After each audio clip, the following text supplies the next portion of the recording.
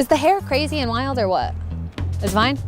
We're in Madrid for an epic drive with Carlos Reina, the chief of Spanish subscription leader, Astara Move. He's meeting me on the grid of the Mad Ring, where Formula One drivers will be speeding through the street circuit in September 2026. We're going from the paddock to the pitch as we drive to what many consider to be holy ground, the stadium of Football Club Real Madrid, Santiago Bernabéu. You won't want to miss this, so buckle up and join the ride. I think I forgot something there in the script. Was that the same thing I've been saying all along? I don't know, I blacked out. Yeah, me too. Okay, ready? Yeah, get comfy. Get in, yeah. Get comfy. Get in used to it. Yep.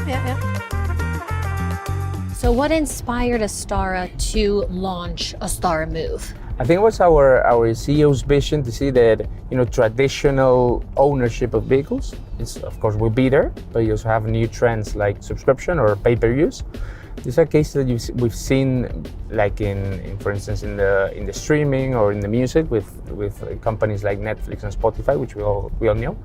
Now it's the idea of moving to more pay-per-use, more convenient, and shifting from ownership to usership, right? And that was a bit the idea behind launching Astara Move.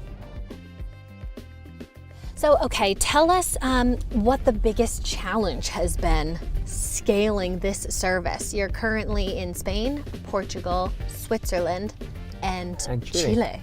Yeah, well, first of all, it's getting to know the market, since of course these two markets are super different between each other. So as for instance, we take the most, let's say, subscription advanced market would be Switzerland, where we identified over 15-20 different competitors already offering subscription. And then maybe on the other side of the coin would be Chile, which subscription is not known. You will get to hear about leasing, but not truly subscription, and no flexible models. We haven't seen any competitor offering less than 12 months. So that will give us a good unique selling proposition, right, through this flexibility.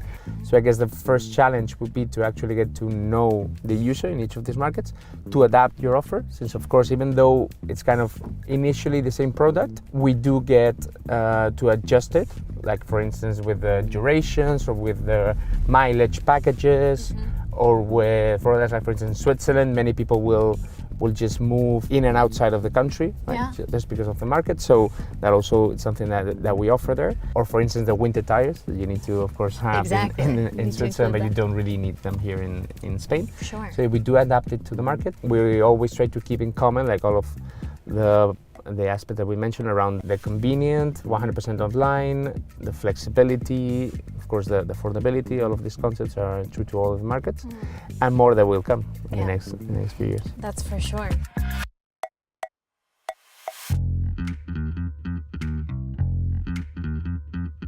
You guys have rigged yourselves almost as if you were a startup within the big corp. How has that benefited you, and also what have been the challenges of that setup? On the challenge side, I'd say that, of course, for us, we managed to break the silos and to combine and to work together, kind of the ownership and the usership business, which is something that is, I'd say, would be quite difficult for more traditional players. And we've seen this since maybe they start Flexible Lease, but it's kind of a different company. They don't really speak to each other. They don't actually leverage their networks or anything. So I think that might make it a bit more difficult, even though, of course, many other competitors are entering and they will continue to do so. Right. I think we've seen that there is this fear of cannibalization within an organization. What was that mindset like inside of Astara at the beginning, and now that you guys are one of the leaders in this space? So in our case, first of all, I think we didn't see it as potential cannibalization, but as an incremental potential demand. Also to reacting to trends that we saw in the market. So it's like, if you don't do it, another one will do it, and you're not cannibalizing yourself. And also, since regarding the ownership part, we also continue selling vehicles to the usership part, right?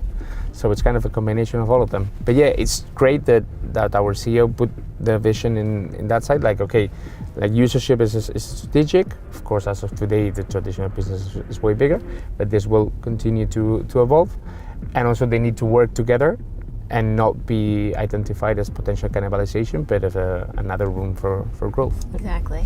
All right, let's find a parking spot and let's head to the stadium. Cool. When was the last time you were here for a game? Like a couple weeks ago. Oh, nice. Yeah. I usually have a season ticket together with my brother. Oh, so good for you. So I come here quite often.